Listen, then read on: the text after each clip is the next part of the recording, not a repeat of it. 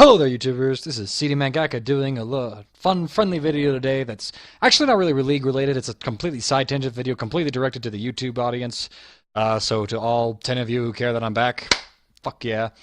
Um, man, it's been forever since I've actually said that intro. I completely forgot about like how I would start off these videos until my mother reminded me. So that was a little fun flashback moment for me. Figured I'd bring that back, get the energy level back up since my brother mentioned that to me a little earlier.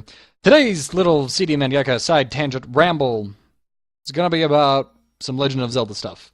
Cause love me some Legend of Zelda. I bought a Wii U, so now I can go back play some Wii games on it for the first time forever, as well as get a new Smash Bros. I got Hyrule Warriors, which I'm not going to talk about today because Hyrule Warriors is a spin-off that is, you could tell how much Team Ninja had to do with that game with a lot of the character designs.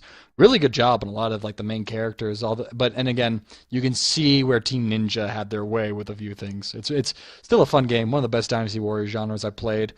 All I have to compare it to, there was the Gundam game series that are Dynasty Warriors as well.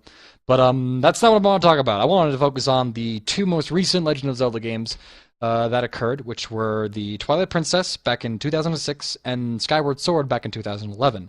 So we know that this video isn't going to get any views at all because those are such old goddamn games, and any conversation about them has probably been had at this point. But playing them and having such a surreal experience with both of them just made me want to talk about them for my own vanity's sake, I suppose. So, for a little bit of a brush-up history on it, Twilight Princess was one of the most darkest Legend of Game Zeldas probably in the history of the franchise, actually being the first Zelda game in the franchise to be rated as T for teens, if my memory serves me correctly.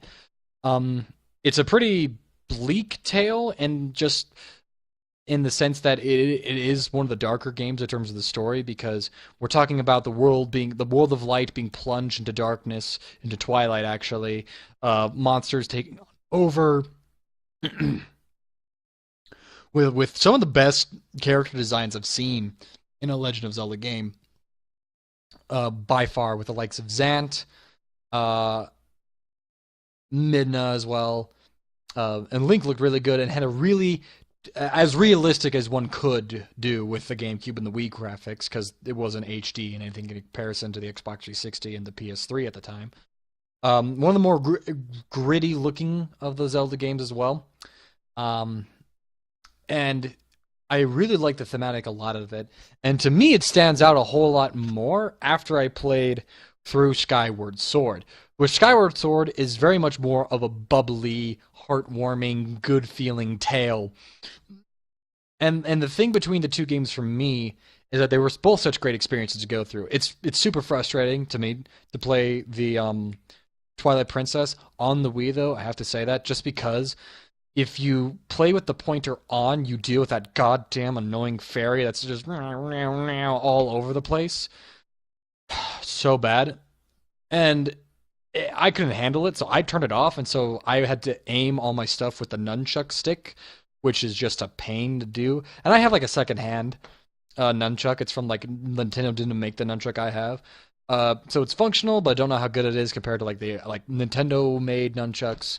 So that was kind of frustrating to play. Whereas Skyward Sword will have like flawless execution with the Wii Motion Plus. I had to go buy a remote for it, but I got it for Christmas from my dad, so that was nice.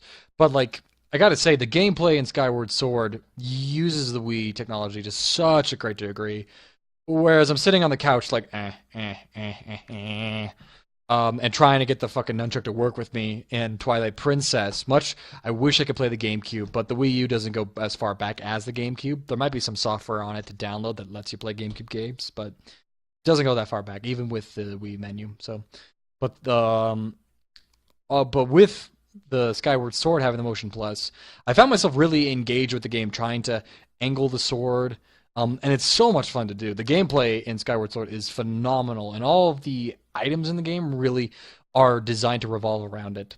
So I actually deviated from conversation about art to gameplay, so that's my bad. But the art in both games, for what they are, is done really, really, really well. To suddenly make really a meaningless word. Twilight Sword, bright use of colors, The weapons are very, very kind of kid-like because you could have you have like the whip that glows blue, glows blue. You know, it's a very colorful whip. You have the big butterfly net as well. That's like a side item thing. What are some of the other main weapons that Link would use in the dungeons? The little beetle projectile that you would fly around with the Wiimote Plus. Which also the one aspect of the gameplay that first made me Skyward Sword, skydiving. I had no idea how to control it, so that made some of the boss fights with against the imprisoned such a pain in my goddamn ass. It was fucking bad. Um, yeah, that's great. This is what YouTubers cut out whenever you have that awkward little cut, I suppose. So that's the one aspect of gameplay that frustrates me with Skyward Sword. But back to the art and the story. God damn it, I can't stay on topic. Um, Such a great unity in both of them, with Twilight Princess really like examining like aspects of human nature, and using some really stark imagery actually on it. Like for example, okay, so you have two love interests of the two different games. In the first game, Ilia, I think that's her name. I can't recall. I'm bad. From Twilight Princess is kind of portrayed as the romantic interest in Twilight Princess, namely because Zelda plays such a minor role through the game, and she's so removed and royal in her caricature, and very professional to Link, that the only reason that you ship them is that Link and Zelda is the iconic couple of the franchise. So you have Ilia in the first game in Twilight Princess, and in Skyward Sword, Zelda actually plays the role as the romantic interest. In fact, the story of Skyward Sword is a love story. It very much is. It starts off with, I mean, Nintendo clearly plays it up with their jokes um of the ceremony. It's like, oh, you know what we do right now, right? And she leans into Link, and then she turns him around and says, now you jump, and throws him off. I think she's just really confused about what to do with Link, that she's just so embarrassed. She's like, I want to kiss him, but you know, it's like the kid where you rip up the paper and then you put it in like your crush's drink because you don't know how to express yourself. That's how I felt that Zelda was. I have a horrible pun off of that, but I know because my brother watches these videos, I'm not going to mention it because he's just going to be like, really? Really? Love you, Logan. But it's very much a love story because it starts off with you go through the whole ceremony, you're having that heart-to-heart with Zelda, and then, you know, it gets taken away, and you go after her. You want to make sure she's okay. And then you're constantly trailing behind her, and you actually fail her. You know, you show up too late, Impa has to come in, Impa gives you shit for it, and then you go about and you do all these things for her, and the reunion between you and Zelda is played completely off, which Zelda also, her character design in this game was really good for the role because she doesn't have that royal beauty around her that you do see with Twilight Princess Zelda, because she's not royalty yet. She's not. But she still has those aspects to her, and she comes off as like that childhood friend who you do care for and that you do love for. And I mean, yeah, the story clearly ends. She's damsel in distress all the way. You go in, you have to go save her. Her soul's on the line. You go all out for it. Twilight Princess, not that story. However, they treats the romantic love interest in two very different ways. So in Twilight Princess, when Ilia gets kidnapped, Link gets bashed in on the head, and you see them carry her off. And then she loses her memory, you know, from the trauma of it all, perhaps. Whereas in Legend of Zelda, Impa is immediately taken care of. She's got a friend take care of, and you're always chasing her. And when she disappears, she doesn't get carried off by the big nasty guy suddenly coming in, ruining like a peaceful moment. It's just like it's darkness itself, the dark forces coming in. But I mean, it's just a wind gust that sucks her down below the clouds. So the imagery and how things are handled in two stories are so vastly different, even though some of the things go on. Other examples as well. Twilight Princess really like goes into like the darkness of human nature. Like it explores a bit like a vanity in a bit with the mirror shards at the Yeti's mansion, where the female Yeti, I forget her name, looks in the mirror. She's like, "Oh, it's so pretty. I look pretty," and then she turns and she's like, "Ah." It really examines like some like different aspects and traits of human nature. There we go. And explores those in a really fun and surprisingly grown-up way for the franchise, which has always been mature in some ways. Whereas Skyward Sword is very much more like just like the fantasy trip, you know, and it kind of explores just like man in nature, because we're talking about a surface world which hasn't had a civilization develop. There isn't any Kakariko village. There isn't any Hyrule Castle. You know, humans haven't come to Earth yet.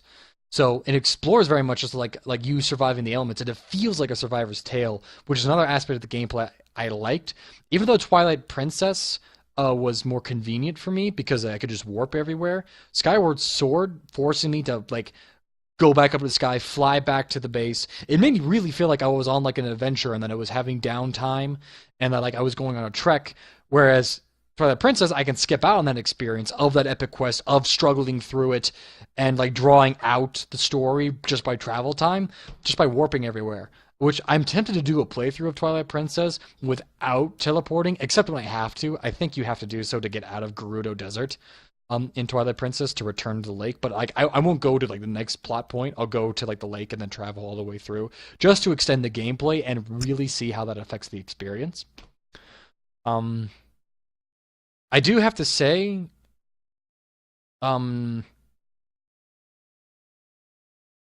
with context of the secondary villains, so Zant in Twilight Princess and Girahim in Skyward Sword, I felt Zant was terrifying at the start. I wish he kept his composure all the way through, which it makes sense from a plot standpoint why he would deteriorate because, you know, he is sitting at the crux of power, he's very subdued, he's in control, then he gets flustered as you come up prove it, and then as the details get revealed, okay, he's just being a puppet really, and so he loses that regalness because you can't, you know, like, he can't be enigmatic anymore. Whereas Girahim was always flawed, he was very cocky. My friend thought he was a chick, and I was concerned because he was like, oh, that's a guy? Okay, and I'm like, you were turned on by that, weren't you? No. Mm.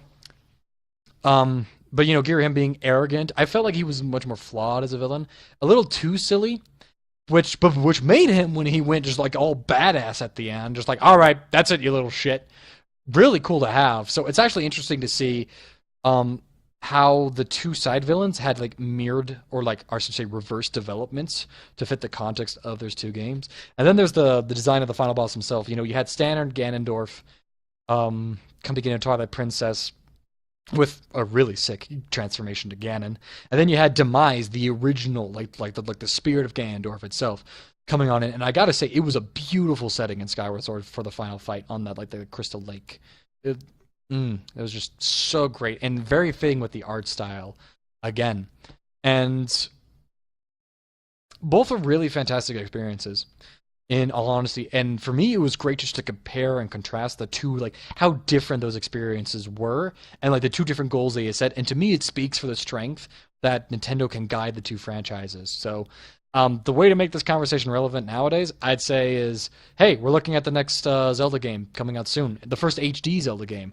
I might add. So, I think that'll be really fun. I'll be glad to see Link return to a left-handed form. I assume will happen because Nintendo made him right-handed for the Wii games because most people are right-handed. Although I don't think you had to do it like that. So I'd be interested to see what elements from the two games they carry over. I kind of like the RPG kind of feeling with Skyward Sword because the combat in that game was so much more difficult because you actually had directional input combat, which is such a unique system, honestly. And I'm hoping to see more of that with the future of the franchise. So, anyways, this has been a side tangent rant about Twilight Princess, Skyward Sword. I'm looking forward to see what they do in the next game. For those of you that come in, watched it, found interest, thank you guys a lot. Cine Mangaka signing off.